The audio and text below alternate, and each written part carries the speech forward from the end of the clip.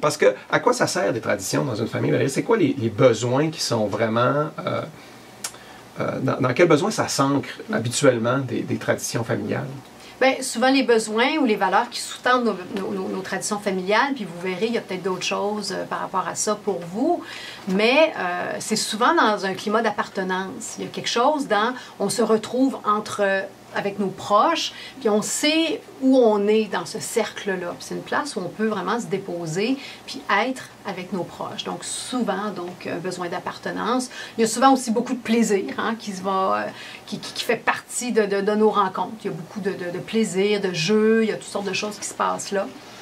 Puis il y a souvent quelque chose aussi dans la prévisibilité, la continuité.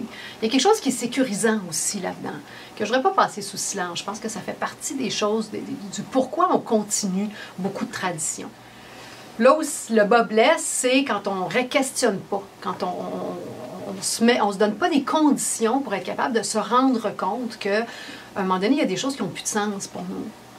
À un moment donné, peut-être qu'il y a d'autres besoins qui émergent. Besoin d'équité, par exemple.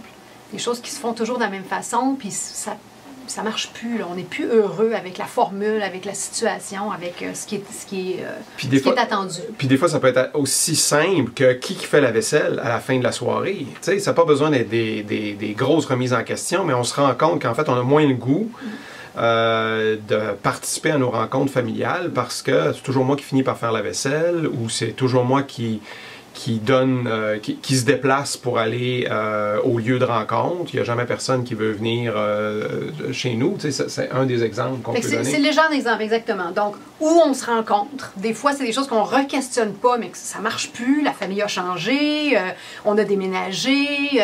Des fois, il y a plein de facteurs qui font que il faudrait peut-être qu'on re-questionne ces choses-là. Qui fait quoi? C'est vraiment un questionnement typique. C'est souvent toujours les mêmes personnes qui font la bouffe, qui font la vaisselle, qui font le ménage, qui font la déco, la décoration, plein de choses, les déplacements, qui va amener qui, où. Alors, il y a des choses à un moment donné qu'il faut juste être capable de se reculer un peu puis se reposer des questions. Il y a même, puis ça c'est dans les choses, je dirais, les plus sensibles, mais re-questionner les comportements de certaines personnes. Peut-être que vous avez un beau-frère qui tend à prendre un petit coup à la fin de la soirée, ça devient moins agréable. On est capable de re-questionner ça.